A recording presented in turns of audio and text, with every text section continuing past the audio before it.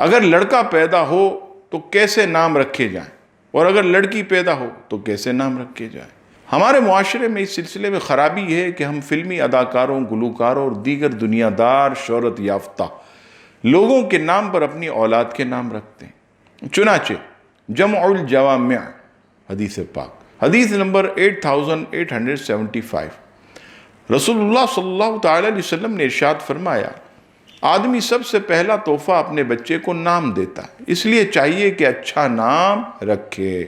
مسند الفردوس کی حدیث پاک، حدیث نمبر 2329، رسول اللہ صلی اللہ تعالی علیہ وسلم نے ارشاد فرمایا کہ نیک لوگوں کے نام پر نام رکھو۔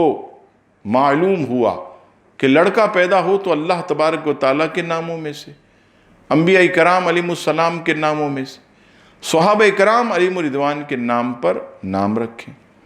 اور اگر لڑکی پیدا ہو تو نیک خواتین، مثلا امہات المومنین، صحابیات، ان کے ناموں میں سے برکت کے لیے کوئی نام رکھ لے۔